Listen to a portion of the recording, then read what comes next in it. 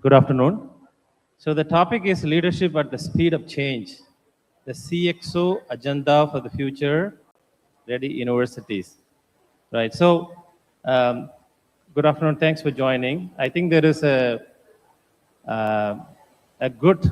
It's going to be a good discussion. I promise you. I think we have eminent professors, leaders from the industry. So basically, the speed of leadership is a keyword, right? And we are looking at in business we say speed matters. You know, whatever you decide, without speed things don't move. And as institutions, higher education institution, because this is all about leadership for higher education. We are not taking the leadership of the corporate or other industry. In this topic, what we would like to explore is that what kind of leaders are expected in the future, what kind of leader roles are changing. Today, the leaders in higher education under, I would say, the tremendous pressure. They've always been under pressure because we were supposed to deliver for student success and employability. Then came change like learning outcomes, OBE framework, and then came accreditation. And with the advent of ChatGPT and all that, AI started putting a lot of pressure, right? So the modes are changing, the mindsets are changing. So with that, I am joined with the most amazing professionals in this world. So the introduction is done. I'm going to pass the mic to each one of you. Just if you would introduce yourself, and then we'll get started. Thank you. It's a great pleasure and honor. This summit is incredible. So thank you for the great introduction. Thank you for the panel. I'm very honored to be with you on the same stage. Higher education and leadership. I think we will have a lot to do and a lot to say. But speeding up leadership is also something even more relevant and a big challenge, sometimes crucial. I'm Dario Silvestri, and I'm the president of the ACS College, and that is belonging to a wider group just targeting medical education and dental education and health professional education as innovation and technology in the medical field. Thank you. Thank you. Thank you for the invitation, and I'm pleased to be a member of this panel. My name is 𝐒𝐢𝐯. I am a professor of computer science and the dean of Bombay College of Management and AI in Healthcare. And I think AI and leadership would be a very interesting topic to talk about today in the panel. Thank you. Good afternoon, everyone. My name is Naseem Abidi. I'm a professor and dean in School of Business at Horizon University College, Ajman. I'm here in this panel to learn from my colleagues here, as well as share my thoughts. Thank you very much to be inviting me. Thank you. Hello, everyone. My name is Mohammed Hani. I'm the CEO of Bisumi Group. And we're happy today to be here to speak to you about what's happening from an industry perspective. Hi, I'm Dr. Manish Jain. I represent Indus Business Academy. I'm a founder, CEO, and chairman. Currently, we are implementing AI and implementation of AI in our institute. So I hope I'll get good cues here from this deliberation. Thank you.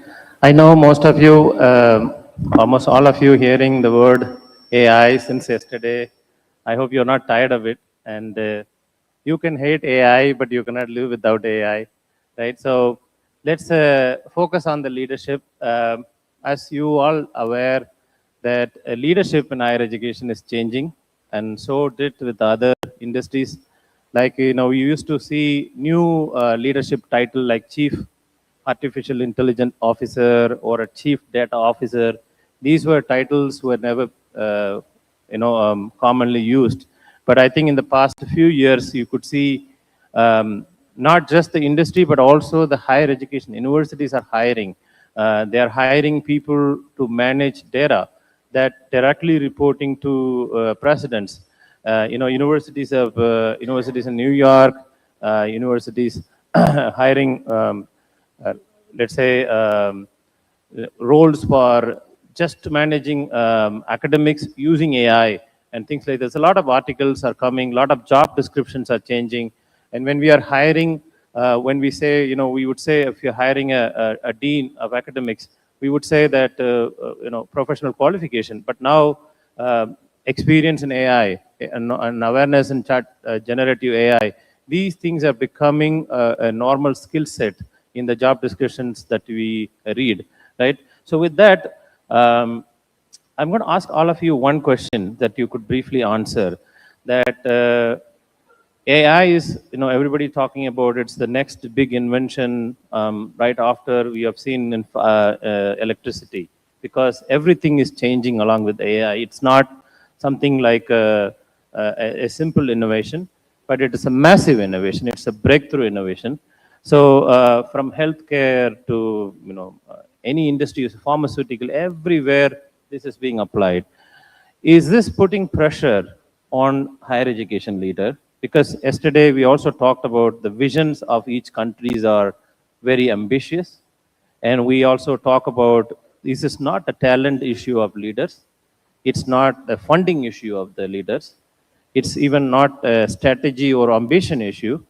It's more structure, where you feel that leaders need to gear up or get ready for this big change. That will be, I'll start with you, Prof.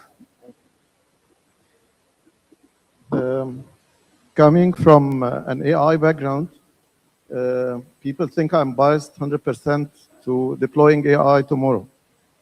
But I always keep saying that deploying AI has to be done when we make sure that the organization or the university is ready to implement AI.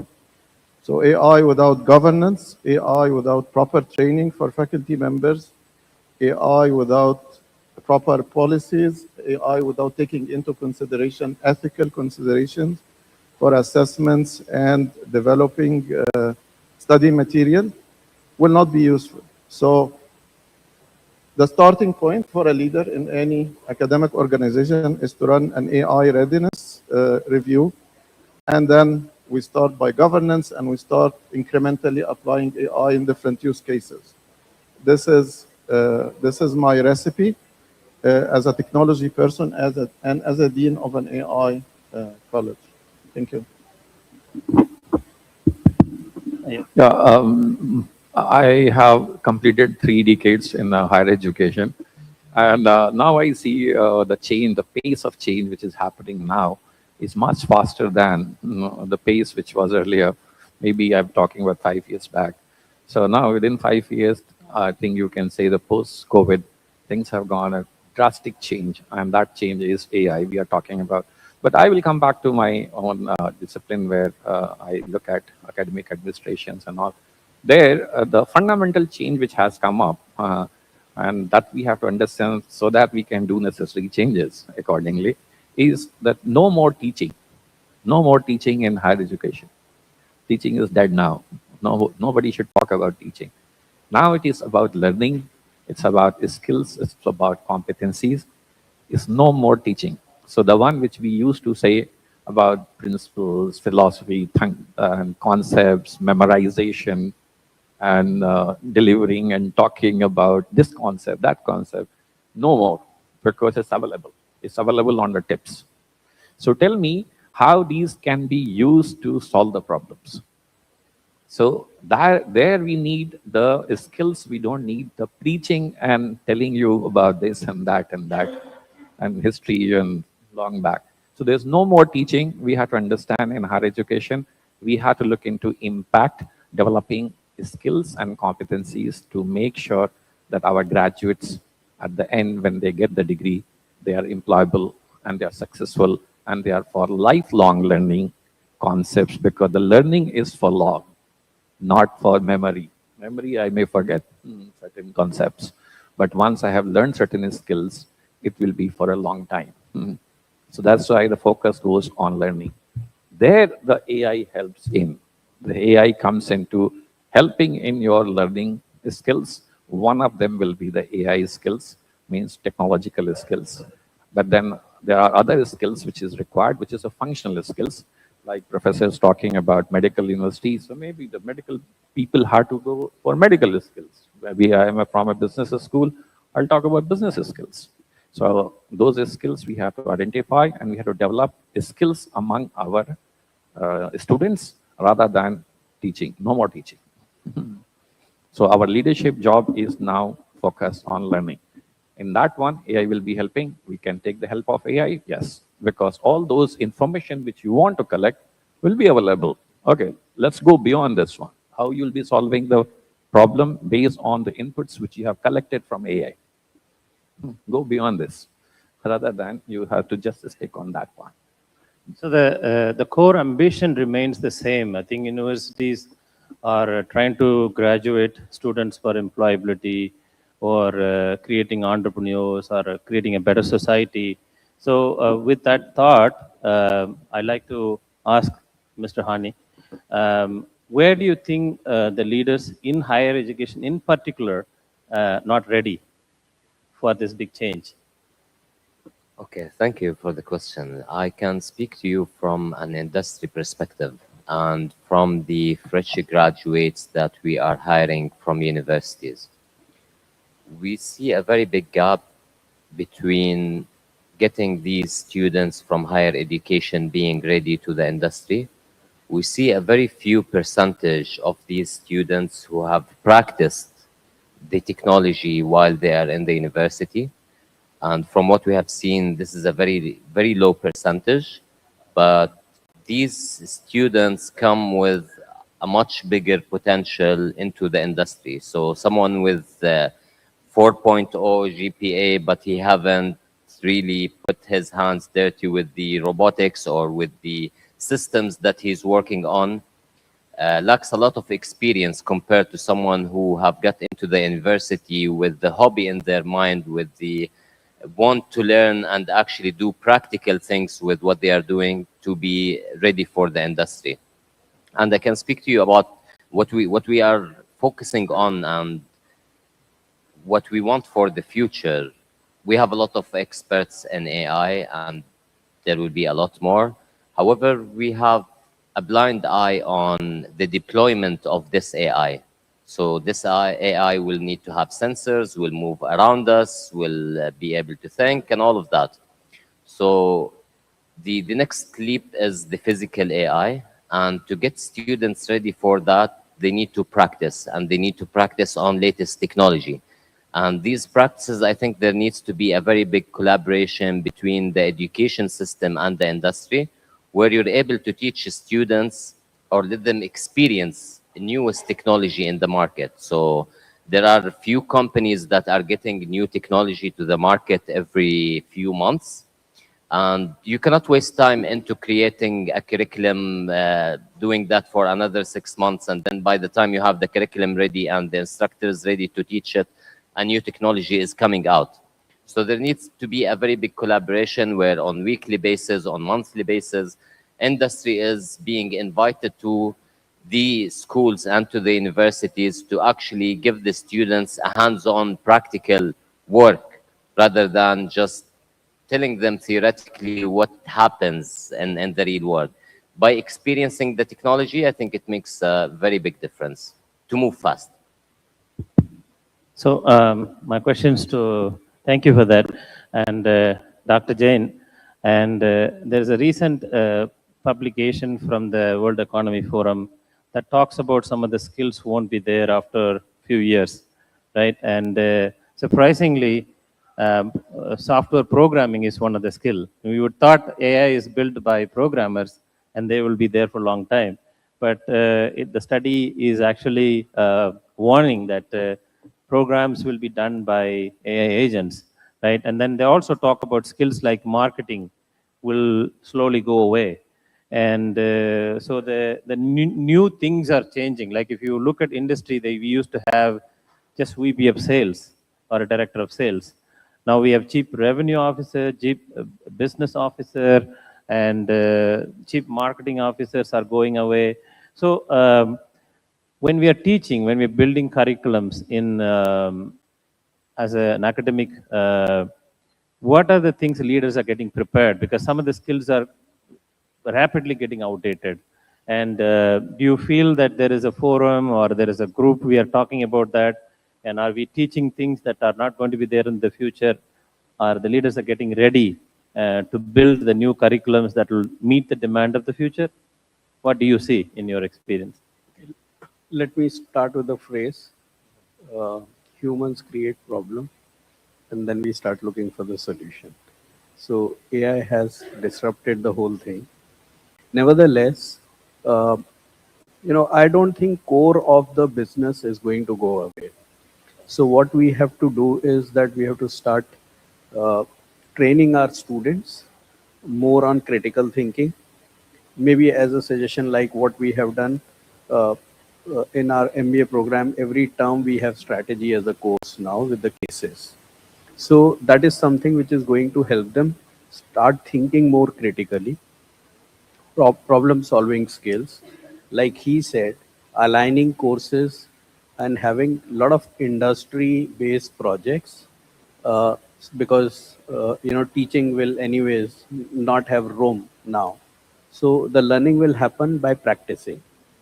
Although it was there, but now it has to be more and more be part of the curriculum, where learning is happening from the industry, learning what is practice, and then integrating AI into it. It's good for everyone that we align ourselves to what is happening in area of AI. We cannot avoid it. So earlier the better. And skills are something which are to be required. Only thing is that the nature of skills will change, but humans are going to be there. You're right that programmers are not required, but then you need people to understand, improve AI. So there is a new area which is coming up where these programmers will have a different role to play. So probably long term, it's like when software came and people said banking system will collapse. It did not collapse. It actually created more avenues. So AI is going to create more avenues if we play well. That's my take on this. So while you're there, since you teach leadership, and years ago or for even now, setting up an organization for leaders to lead, you need a vision, mission, and then you build cultural statements and values and things like that. And where do you think this new era is taking us? What kind of cultures as a leader we should build within the organization that will keep humanity still intact, right? Because now with the rapid innovations, I think, are we losing empathy? Are we losing creative thinking? Because there are studies suggesting that our cognitive load is much higher than before. And so how do leaders are reacting to it? What are they doing, based on the leaders in your I organization? think this is, we cannot generalize this. It is individual based that people will Close have mic. empathy, and so we cannot generalize it. And if a leader is good, he will adapt to the technologies. He will start training his existing people to adapt to technologies and make them still work and remain in the company. Somewhere here, there obviously some pilferage will happen. People who are not open to adapt, but yes, you can't help it. Prof, would you like to follow up on that question? If you don't. So can you repeat the question, please? So earlier it is easy to run institutions with a set of structure. That's, you have vision, mission, strategic plan, cultures. So we had a template and follow, and we push team to get things done with their KPIs and things like that. With this drastic change, things are moving fast. Are we losing empathy? Are we losing creative thinking? Are we losing critical thinking and all that? As a matter of fact, I don't think we are losing anything. I think of AI as calculators for innovation. I think they help people to be more innovative. And this applies to structures, this applies to leadership, this applies to anything. Same exactly to what happened when they invented calculators in the 70s, 60s. Some people predicted that engineers will lose ability to do math. This did not happen. They became better. Same when they invented spreadsheets, said accountants would go out of work. They would become better if they use spreadsheets. This is the same. It's exactly the same. It's a tool in the hands of leaders. Whether they apply them to improve or not, this is their own decision. So end of day, a good leader in the era of AI is someone who can adapt to the new technology, can embrace AI, and use it in a productive way. So it will provide for him virtual teams. This is a luxury. If you know how to deploy them, if you are AI fluent as a leader, you will know how to deploy technology. If you just use the technology for sake of using the technology, you will not go anywhere. So my follow-up question is that with this structure of running organization as leaders, do we need to adapt and change our cultural statements or policies, and that will go along with the change? As leaders, what do they do? You have to find a way to infuse in your DNA of the organization AI. You cannot really ignore it. So whatever organization you are running, whether it is academic or not, you have to introduce AI incrementally to it. You cannot really hide. Would this affect your structure? It will, right? Definitely it will, but it should improve in the long run. It should not be like a goal to use AI without having the proper use cases to use AI. So, and I touched on the skills. I think you can take this question.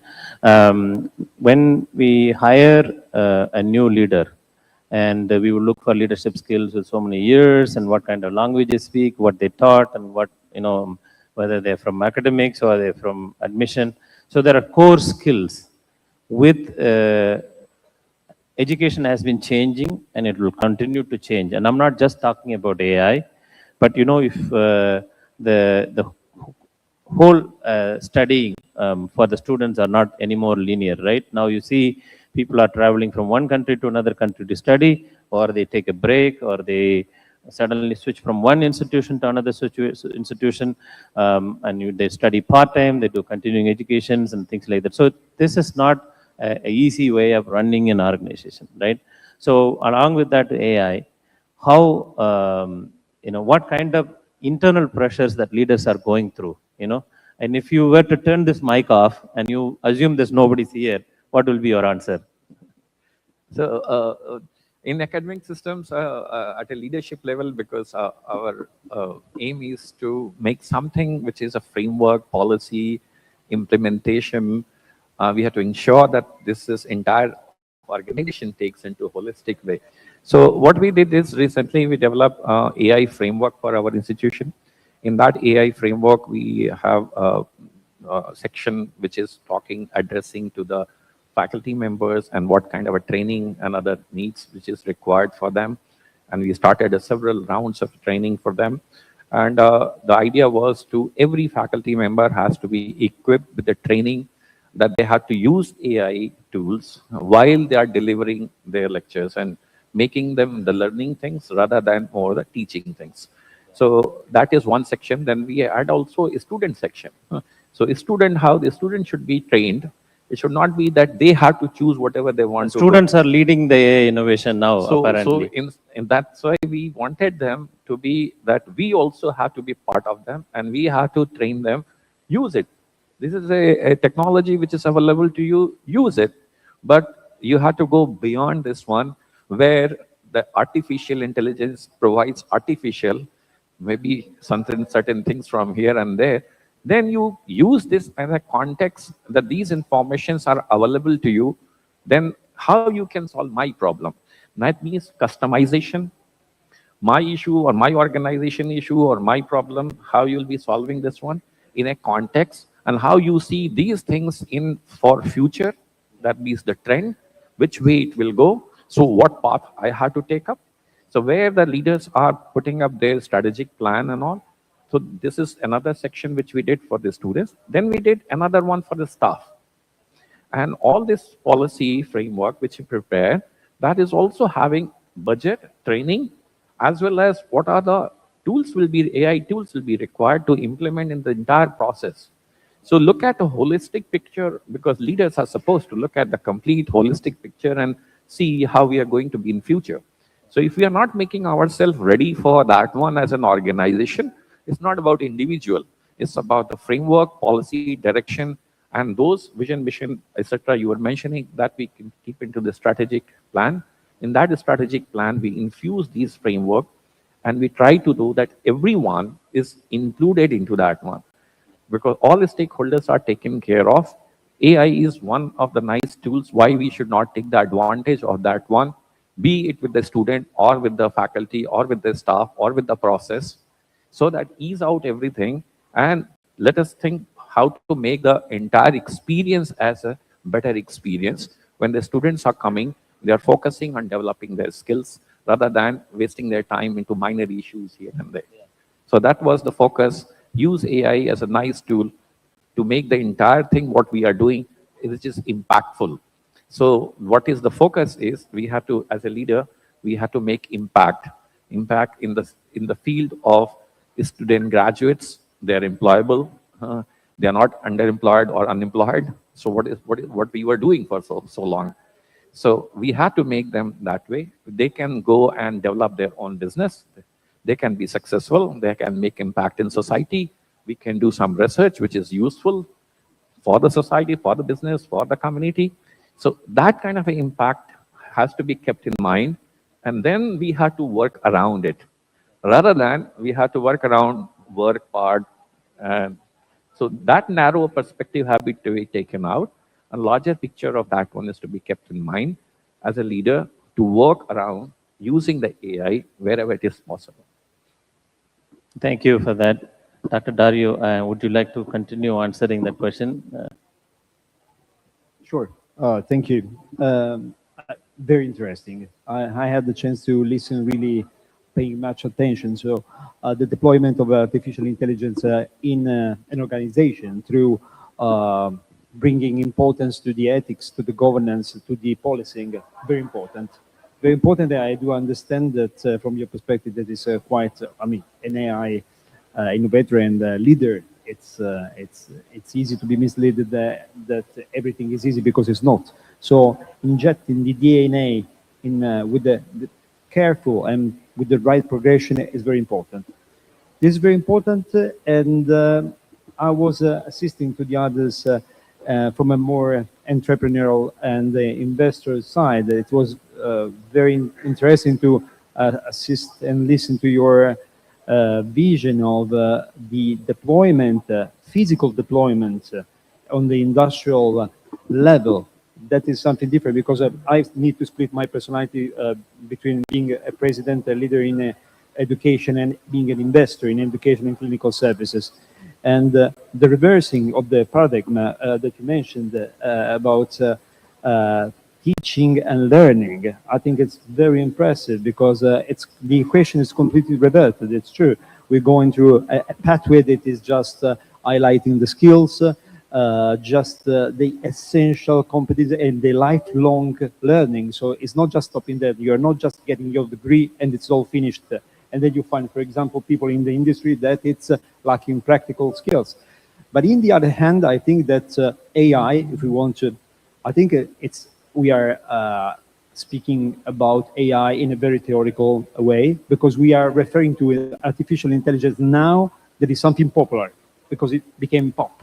So a normal person, the street person, can just open ChatGPT, Claude, Perplexity, or anything and communicate, because artificial intelligence is an algorithm. It is there since always, long, but it was just dedicated and segregating in some particular industries, all the development of things, everything, the Internet of Things, everything that we are using in the last 25, 30 years, it's artificial intelligence. So I think now the perception is that artificial intelligence is a tool, but now it is a pillar, it is a foundation, it is there since a long time. But coming to the idea of how we can speed up the matter of leadership, we need, for my humble opinion, move from a less theoretical aspect to a more practical aspect, because we need people to excel. the people, the person, the human, they can't excel on the machine because it will be faster. Maybe sometimes it's hallucinated, but it's faster because it's vertical. It's dedicating a lot of energy, and the energy will be the big point, not only the human, but finding the energy to feed the machine. But I think that if we need to understand if AI it's implementing the speed rate or growth of leadership, not, because leadership is a human thing. So how can be a challenge? Okay, so we can become better leader if on our humanity side we can excel on the machine. That is because we need to lead people and find new leaders and inspire new leaders. They can't rely only on the leadership of the machine, because it's very easy to communicate also a high level in a company, also C-level. They now transitioning to using wrongly AI. Every time that I receive an email, every time, yeah, sorry to be very practical, an email that is written, a copy paste with the AI, I normally respond, reply, and in the end I say, I write a line that this was not generated by AI. Please respond with human skills. So why? Because I mean, you look stupid. So that's not leadership. Copy paste it from and using very advanced way and framework. For example, Claude is very well tailor-making documents. So and then you change a bit the fonts, you change a bit the things. It looks bad. But if you are, I'm not expert, but just a good observer, you understand it. Dr. Dario, I'm going to ask question. I'm not interrupting, but you made an interesting point. When somebody copy-paste a ChatGPT message, it finds the inhuman behavior or something that triggers in us that that they're not respecting our time or something like that. But I do agree on that perspective. But what I'd like to clarify with you is, back in the old days, we used to write letters, then came emails, and we had to start typing emails on the computer. So computer made writing faster and faster, right? So there was still human touch in it. The artificial intelligence like ChatGPT, Claude, Perplexity, it makes our typing faster because we just say it to ChatGPT and it writes it perfectly well, polished English. Do you hate even using ChatGPT to write email? Or do you appreciate people put their own thoughts, but they take the help to polish the messaging? Because whether we like it or not, I think people are going to continue to use these language models to perfect their English. Because I think the one thing that has happened to a lot of us is that we lost our confidence in writing English, because after seeing how well ChatGPT writes, I think we get dependent on this skills. Because when we write, we used to be proud of our own writings and blogs. If we go back, and I used to write blogs before ChatGPT, those are like looking like an English that we can't even accept, right? And our standards have gone up. So would you still, forgive what people like me use, but our own thoughts, but polished in ChatGPT? If I send an email, would you still, appreciate it? It's we are all the mention. It's true. So getting things done better and faster, it's helping out the industry. So no doubt about that. I was referring on another plane. We're speaking about leadership. Yeah. When we're speaking about growing leaders, and if I'm inspiring, growing, the big point of leadership is just the time that you need to dedicate to a person. You need to dedicate years to a person, leading, example. You need to be the engine. You need to build up, because it's not just leading, it's mentoring them. So when you are in the process, you do understand that they are relying not very much into the mentorship, the example, the effort, the vision, the mission, and everything that you can mention, also too much theoretical, and they're just relying on other things. You know that you are losing the chance to grow a leader. So it's nothing. So using AI is perfect, but if a person that is very close to me, a C-level, it's answering me with the 3 lines in which I recognize the usual terms. For example, I was in Davos, having a panel like this in Davos, in the Habermas, that is a think tank in the World Economic Forum, and I had the chance to speak with a person like you. Then I assisted to other speech using the same terms and the same periphrases. I mean, that's nice. But if it's a level of the World Economic Forum, it's that friends, brethren, colleagues, that's something we need to excel on the machine. That it means the machine will excel on us all the skills, and it's perfect. We need to guide the development. But in the other hand, on the human thing, let's please excel on the machine. That's it. Okay. Okay. Go ahead. Yeah, I totally agree on that point. When you go to an event and people are preparing speeches, and then you found all speeches coming out to be the same, that is very embarrassing, actually, when you sit and you feel that your time is being wasted hearing the same generated script, probably with a poor prompt, as a matter of fact, that generated the same story and the same predefined keywords. Like even LinkedIn posts right now, when you go to LinkedIn posts, exciting news, and you find this rocket, and you start, I read like the first 2 icons and I stop. And a challenging situation for people in academia. My son was taking programming last semester in a university, and the assignments were very difficult. I've been teaching programming forever.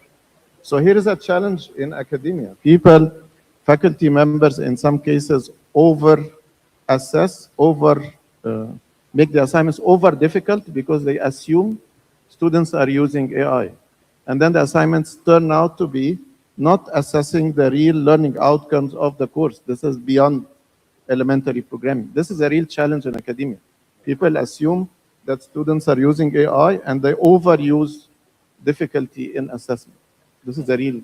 I think the misuse will always be for every technology, and these things will be happening every time. Any technology, there is a use, there's a misuse. And if academia and people are using for the same speech, or they're using in research now, a lot more things are happening, unethical things in the research field, when people have great citations and wonderful, and once you talk to them and you don't find that people can't comprehend the things, what they have done. So those things are happening. It will get sorted out in some time, because we will also learn. We'll not invite those people, we'll not do that one, we will not read the LinkedIn post and all that. So we'll correct ourselves. The larger issue is much more bigger. If you are in the leadership position in academia or in any field means any business, corporate, or social, NGO, so whatever. So if you are in a leadership position, your responsibility is something different. You have to look at the future, where we are heading, what impact we are making, and what kind of policies we are making, what kind of resources we are using. So it should be more on that part, rather than it will be on minor issues of people are misusing. Of course, we have to plug in something to correct our policies, rules, regulations, so that we can have. For example, when we develop AI policy, we of course develop our techno-ethical issues, because ethical issues are always there for a long time. But this one, which is related to technology, that has to be evolving. And still we have framed something, but still we are not very confident that what changes will happen in this one, because so many other new things will be coming up, and then the new rules and regulations around that one to be made. So as a leader, we have to look little larger, little bigger, little futuristic, and we have to then look at how we are going to take our organization in that direction, making more impact on that part. Maybe from the leadership point of view, I'll recommend that we have to look at algorithmic leadership, where these AI stuff should have to be in the leader's mind. Yeah.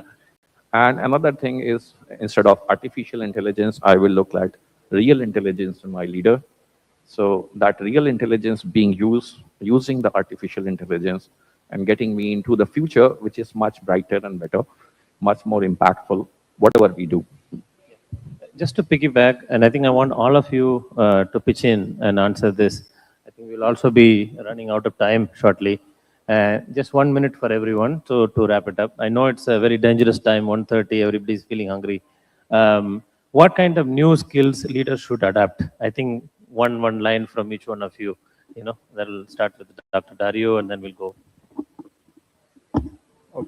To be very brief, I don't think they need new, but I think a leader, normally we say vision, mission, blah, blah, blah.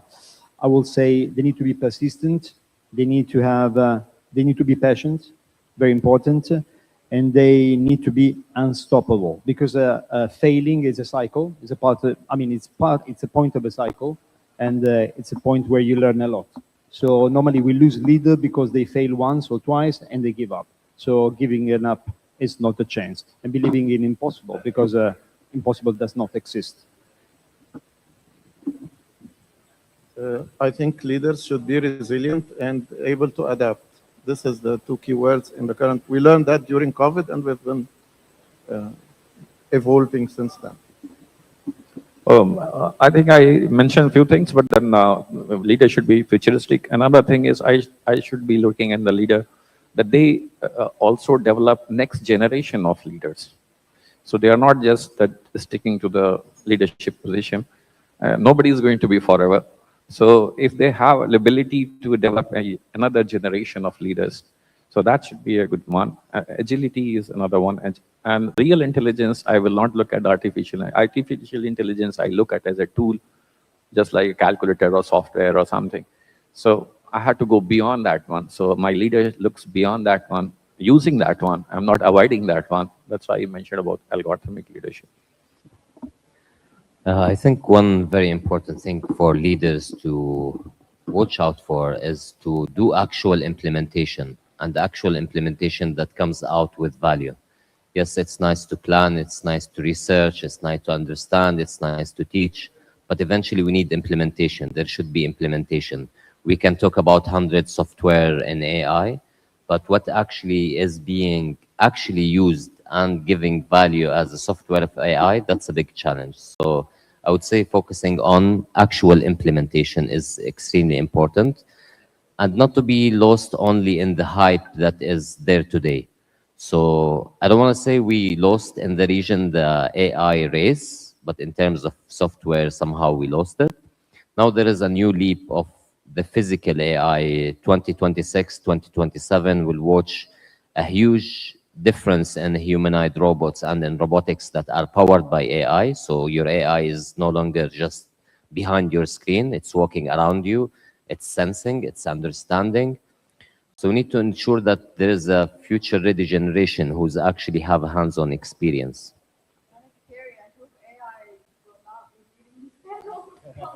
Well, maybe next year we'll have one panel member with us. I think leaders should be more, start thinking critically. They should acquire more problem-solving skills. They should adapt themselves to align. More and more, when we see now, what will happen is that at top positions we will have multiple leadership. One leader will be of a younger age, probably, who can understand technology better, and another leader who has a clear vision, perspectives. So there has to be a handshake which has to happen within generations to reach the clearer, to achieve the vision and the mission, with wiser use of technology. I think that will happen more and more often, and we should be ready for that. Thank you. I think the core skills of the leaders, I think based on our, esteemed leaders here, we summarize, I think leaders should have a clear vision, because AI actually builds clarity for you in many ways. I think the core cultures still remain. We have to be empathetic as a leader, bring human in the loop. I always think responsible AI and build AI with enhancing the ability of human life, not just replacing human. And I think continue to get clarity by, understanding AI exposes all the lack in policy, lack in structure, so enhance those things. But I think the core skills are the same as resilience, building leadership, and lifelong learning, and be open to new changes. All of those things still remains the same. Thank you. I think sustainability also plays a very big role in this. So leaders should be sensitive to that also. Thank you.